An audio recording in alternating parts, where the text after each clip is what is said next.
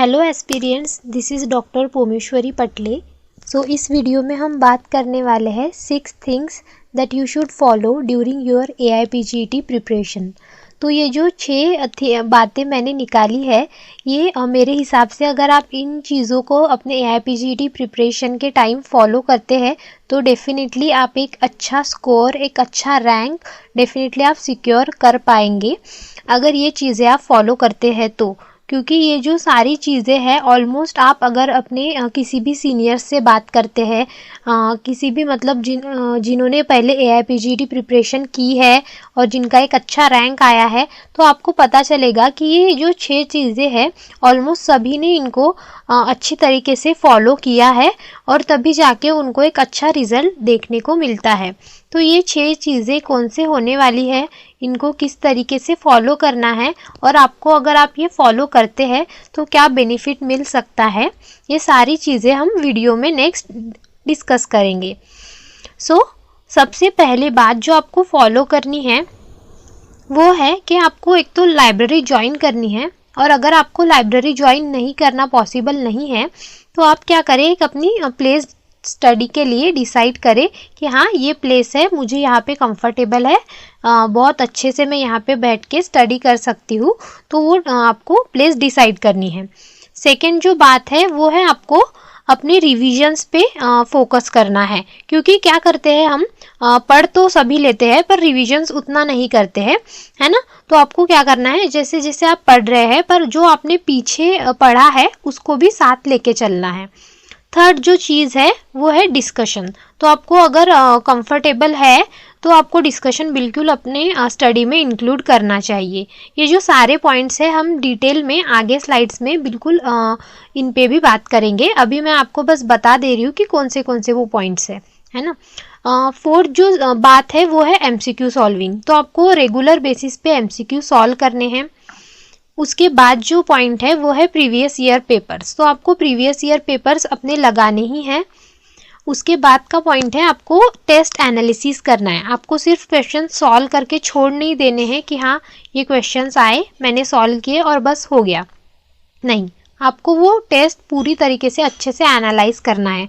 वो किस तरीके से करना है वो हम वीडियो में आगे देखेंगे। सबसे पहला पॉइंट कि आपको लाइब्रेरी ज्वाइन करनी है। तो आपको लाइब्रेरी क्यों ज्वाइन करनी है, क्योंकि अगर जैसे हम देखते हैं लाइब्रेरी में वो जो एक एनवायरनमेंट ही वैसा रहता है कि सारे बच्चे वहाँ पे बैठ के क्या पढ़ाई करते रहते हैं, है ना। तो हम भी अगर वहाँ पे बैठते हैं तो एक बहुत ज़्यादा पॉजिटिव एनवायरनमेंट, एक ऑरा वहाँ का अच्छा होता है लाइब्रेरी का, जिससे अगर हम 1 घंटे में कोई चीज़ कवर कर रहे हैं तो लाइब्रेरी में वही चीज़ हम 40 मिनट्स में कवर कर लेते हैं। इसलिए मैं बोल रही हूँ कि आप एक तो लाइब्रेरी ज्वाइन कर लीजिए। और अगर आपको पॉसिबल नहीं है या फिर किसी को नहीं अच्छा लगता लाइब्रेरी ज्वाइन करना, तो उनके हिसाब से भी देख सकते हैं। वो क्या कर सकते हैं, अपने एक घर में ही एक पोजीशन या फिर घर में है, रूम में है, एक अपनी सीट डिसाइड कर सकते हैं और वहाँ बैठ के आपको अच्छे से स्टडी करना है। मतलब आपको वो एनवायरनमेंट कंफर्टेबल होना चाहिए। इससे क्या होगा, आपका कंसंट्रेशन मेंटेन होने में बहुत ज़्यादा हेल्प हो जाएगी। तो सबसे पहली बात ये कि आपको लाइब्रेरी ज्वाइन करनी है, या तो अपना स्टडी प्लेस एक अच्छे से डिसाइड करना है कि यहाँ पे मैं अच्छे से स्टडी कर पाऊंगी। उसके बाद का जो पॉइंट है वो नेक्स्ट पॉइंट है कि आपको रिविजन्स पे बहुत अच्छे से फोकस करना है। एस्पिरेंट्स जो हमारी फर्स्ट रीडिंग है वो आपको अच्छे से करनी ही है ना। आपको क्या करना है, फर्स्ट रीडिंग के टाइम जो भी टॉपिक है उसका जो भी मैटर आपको जहाँ से भी पढ़ना है, मतलब आपके नोट्स है, संहिता है या फिर और भी आप कोई रेफरेंस बुक यूज़ कर रहे होंगे, तो वहाँ से आपको वो सारी चीज़ें एक बार पढ़ लेनी है। और मेरे ख्याल से आपको एक अपनी बेसिक नोट्स रखनी चाहिए जहाँ पे आप पॉइंट्स कलेक्ट करते जाए, है ना। अपने फर्स्ट रीडिंग के टाइम जो भी आपने टॉपिक पढ़ा है ना, उसके रिगार्डिंग जो भी पॉइंट्स वहाँ पे जो आपके बेसिक नोट्स में नहीं है या फिर आपको लगता है कि इसमें और पॉइंट्स ऐड होने चाहिए, वो आपको वहाँ पे एक जगह पे ऐड करके रख लेने हैं। इससे क्या होगा, जब आप रिवीजन के टाइम वो टॉपिक फिर से पढ़ोगे तो आपको सारे पॉइंट्स एक ही जगह पे मिल जाएंगे। आपको बार बार मतलब 4-5 नोट्स फिर से ये देखना है वो देखना है, इसकी ज़रूरत नहीं पड़ेगी। तो आपका बहुत सारा टाइम इसमें बच जाएगा। तो आपको ये फर्स्ट रीडिंग के टाइम करना है। और फर्स्ट रीडिंग के बाद आपको रिवीजन शेड्यूल अपना मेंटेन करके चलना है। क्योंकि अगर आप रिवीजन नहीं करते हो तो क्या होता है, अगर हमने आज एक टॉपिक पढ़ा है और वो टॉपिक पढ़ने को हमें जैसे 4 से 5 घंटे लगे हैं और आपने फिर रिवीजन किया ही नहीं है ना, और 2-3 महीने बाद फिर वो टॉपिक फिर से देखा, तो क्या होता है, हमारी मेमोरी से वो सारा कुछ वॉश आउट हो जाता है और जितना टाइम हमें फर्स्ट रीडिंग में लगा था उतना ही टाइम हमें अभी फिर से लगने वाला है। तो इससे क्या हो रहा है, कुछ भी नहीं, जैसा हम पहले थे उस टॉपिक को लेके अभी भी वैसे ही है। तो इससे हमारा टाइम वेस्ट हो जाता है जो हमने उस पर पहले इन्वेस्ट किया था, है ना। तो अगर आप वो टॉपिक पढ़ रहे हैं अच्छे से और उसको बार बार रिवाइज कर रहे हैं अपने शेड्यूल के हिसाब से, तो आपका जो जैसे पहले वही टॉपिक पढ़ने को आपको 4 घंटे लगते थे, तो रिविजन्स आपकी जैसे जैसे बढ़ेगी वही टॉपिक आप हाफ आवर में भी कवर कर लोगे। तो आपको रिवीजन शेड्यूल किस प्रकार से रखना है, मेरे हिसाब से अगर आपने आज एक चीज पढ़ ली है तो दूसरे दिन आप जब न्यू टॉपिक पढ़ने जाते हैं तो कल मैंने क्या पढ़ा था, मुझे कितना याद है, वो आप थोड़ा एक 5-10 मिनट रिकलेक्ट कर लीजिए। जो भी पॉइंट्स याद नहीं है उसको जाके देख लीजिए। जो भी MR पॉइंट्स है, मस्ट रिमेंबर पॉइंट्स है, वो मुझे अच्छे से याद है या नहीं वो देख लीजिए और फिर आगे का पढ़िए। ऐसा फर्स्ट डे मतलब 0 डे का ये आपका रिवीजन हो गया। उसके बाद आप 3 दिनों बाद फिर से देखिए कि हाँ मैंने आज 3 दिन हो गए और मैंने इतना टॉपिक कवर कर लिया है। 7 डेज बाद, 15 डेज बाद और फिर 1 मंथ बाद, 3 मंथ बाद, ऐसा आप अपना रिवीजन शेड्यूल रखिए। इससे क्या होगा कि आपको वो टॉपिक अच्छे से आपका हो जाएगा और आपको जैसे जैसे आप रिवीजन करोगे उस पे आपको टाइम भी कम लगते जाएगा।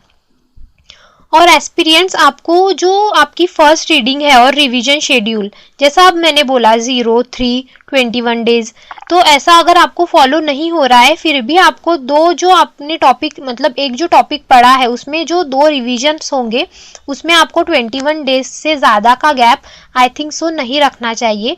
अगर आप इससे ज़्यादा का गैप रखते हो तो वो आपके मेमोरी से वॉश आउट हो जाता है और आपको उस पर पहले आपने जितनी मेहनत की थी उतनी ही मेहनत फिर से वही टॉपिक पे करनी पड़ती है।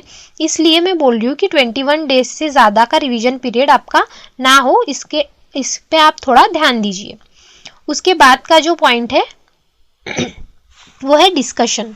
तो आपको पढ़ाई करते टाइम डिस्कशन करना है अगर पॉसिबल है तो, क्योंकि काफ़ी सारे लोग को डिस्कशन से बहुत ज़्यादा फ़ायदा हुआ है, ये आप देख सकते हैं। कुछ लोग होते हैं जिनको डिस्कशन नहीं जमता है तो वो ठीक है वो खुद से ही पढ़े, पर अगर आपको डिस्कशन करना पॉसिबल है, आपके साथ वो अच्छा फ्रेंड सर्कल है, पॉजिटिव फ्रेंड सर्कल है, इनके साथ आप अच्छे से डिस्कशन कर पाओगे, तो आपको बिल्कुल डिस्कशन करना है। और डिस्कशन पढ़ाई का ही होना चाहिए। ऐसा नहीं करना है कि डिस्कशन करने बैठे और हम कुछ और ही बातें करने बैठ गए 1 घंटा 2 घंटा और उसके बाद देख रहे अरे पढ़ाई का डिस्कशन करना था और 2 घंटे क्या बातें कर ली, है ना।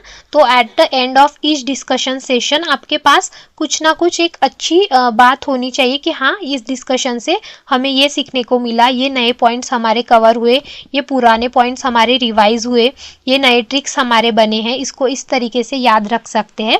तो इस तरीके का फ्रेंडली डिस्कशन आपको अच्छे से करना है और वो आपको मेंटेन भी करना है लास्ट तक, है ना, कि फ्रेंडली डिस्कशन हो, उसमें कोई दूसरी चीज़ें इन्वॉल्व ना हो।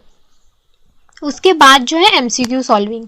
तो आपको MCQ जो है टॉपिक वाइज, स्थान वाइज, संहिता वाइज और सब्जेक्ट वाइज ऐसे सारे MCQ आपको सॉल्व करने हैं, है ना। अगर आप कोई एक चैप्टर पढ़ रहे हो तो उस चैप्टर के MCQ आपको सॉल्व करने हैं। फिर अगर आपका स्थान कंप्लीट हो रहा है तो स्थान वाइज MCQ सॉल्व करने हैं। आपकी एक पूरी संहिता कवर हो रही है तो संहिता वाइज भी आपको MCQ सॉल्व करने हैं। और फिर जो मिक्स MCQ है जिसमें आपको पूरा सिलेबस है उसके भी MCQ आपको लगाने हैं। ऐसा नहीं करना है कि पूरा स्थान पढ़ लिया और फिर बाद में जाके पूरे स्थान के MCQ सॉल्व किए। आपको जो उसमें जो अध्याय है उसके वाइज भी आपको MCQ सॉल्व करने चाहिए, है ना। तो इससे क्या हो जाएगा, आपका एक डिटेल स्टडी पहले से ही मेंटेन रहेगा। और आपको अगर कुछ नहीं भी आ रहा है तो कोई बात नहीं, आपको एटलीस्ट पता चल जाएगा कि उस अध्याय में किस तरीके से क्वेश्चन पूछे जा सकते हैं और हमें किस तरीके से और आगे पढ़ना है ना। वो आपको क्लियर हो जाएगा जब आप टॉपिक वाइज MCQ सॉल्व करते हैं।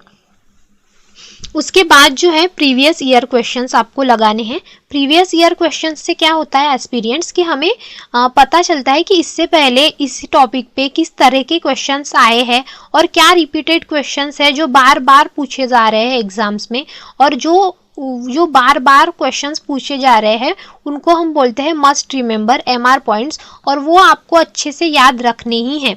अगर कोई जो ऐसे पॉइंट्स है जो पूछे नहीं जा रहे हैं और आपको याद नहीं आ रहे हैं तो ठीक है, वो आप भूल गए तो चलेगा, पर MR पॉइंट्स जो है इसमें आपको बिल्कुल मिस्टेक नहीं करनी है। अगर आप MR पॉइंट्स के क्वेश्चंस रॉन्ग करते हैं तो डेफिनेटली आपका रैंक मतलब कम हो जाता है, क्योंकि वो क्वेश्चन सारे ही लोग राइट कर रहे हैं तो आपको ही वो क्वेश्चंस राइट करने ही हैं।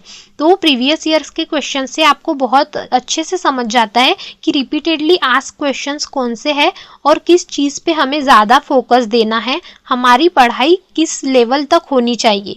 इसलिए हमें प्रीवियस ईयर क्वेश्चंस पेपर जो है वो सॉल्व करने चाहिए। और उसके साथ ही आपको समझ में आता है कि कौन से टॉपिक में से कितने क्वेश्चंस आ रहे हैं, किस एरिया में ज़्यादा फोकस करना है। ये जब हम प्रीवियस ईयर क्वेश्चन सॉल्व करते हैं तो उससे हमें ये सारी चीज़ें क्लियर होने लगती है ना। उसके बाद जो लास्ट पॉइंट है, 6th पॉइंट, और जो सबसे ज़्यादा इम्पॉर्टेंट है, जो बहुत सारे एस्पिरेंट्स नहीं करते हैं। बहुत सारे लोग क्या करते हैं, MCQ सॉल्व करेंगे, टेस्ट सॉल्व करेंगे, पर उसको एनालिसिस कभी नहीं करेंगे।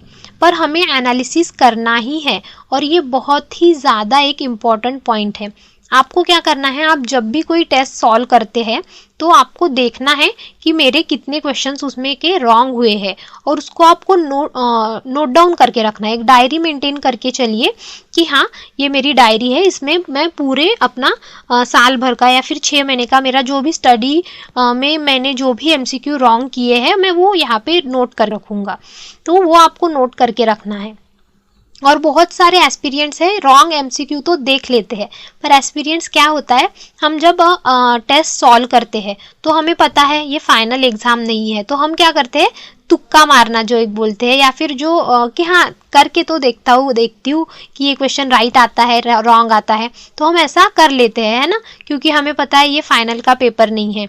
तो हम ये चीज़ें करते ही है कि हाँ पूरा सॉल्व करके देखेंगे, रॉन्ग आएगा राइट आएगा बाद में देख लेंगे।